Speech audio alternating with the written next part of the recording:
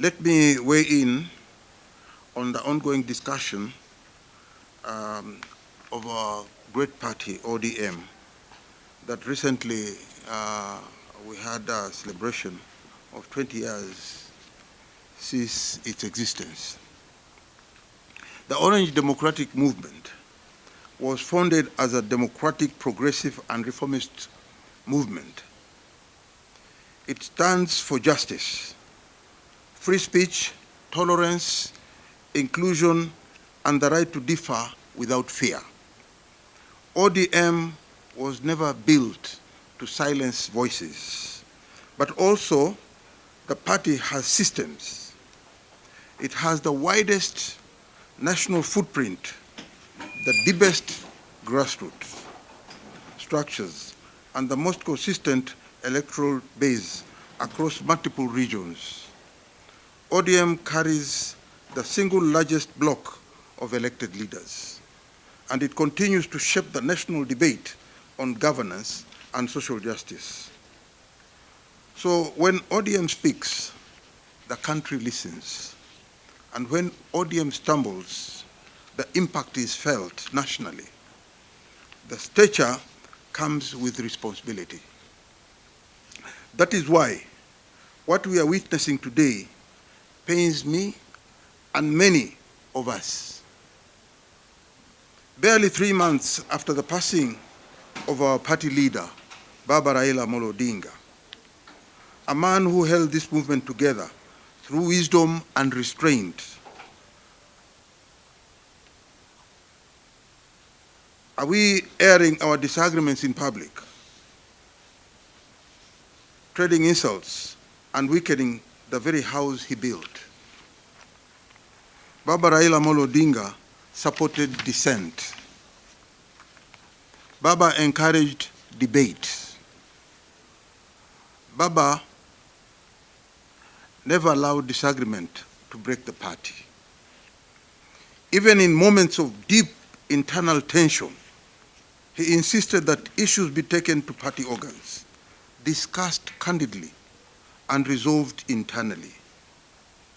That culture must not die with him.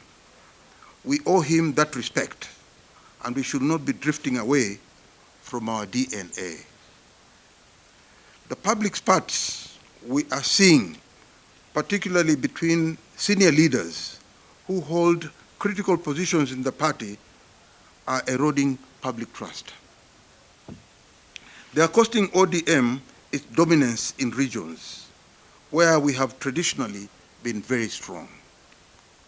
ODM must never become a party that tells its members to leave. That is not who we are. When there are disagreements, the answer is not expulsion or threats. The answer is strengthening the party organs, reinforcing discipline, and recommitting ourselves to internal democracy. In the verse of common terms, the Bible says, "Come and let us reason together." That is Isaiah chapter 1, verses 18. And also the Quran says, "Come to a word that is equitable between us and you." That is Surah Al-Imran, chapter 3, verses 64.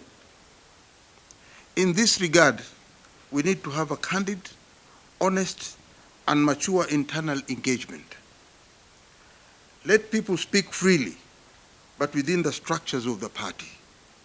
Let grievances be aired, addressed, and resolved, not weaponized in public. Unchecked public exchanges, mudslinging, and verbal slur are harming ODM's image, weakening cohesion and creating space for violence and intolerance. We have already seen worrying signs.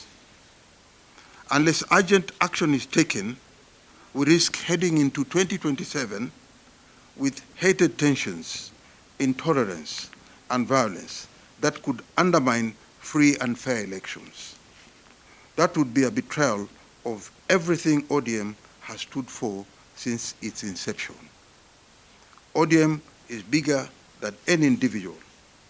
It survived because Baba's Raila Amolo Odinga's commitment to dialogue and principle. The great honor that we can give him is to protect that legacy and not to tear it down. It is 3 months since Baba Raila Amolo Odinga passed on.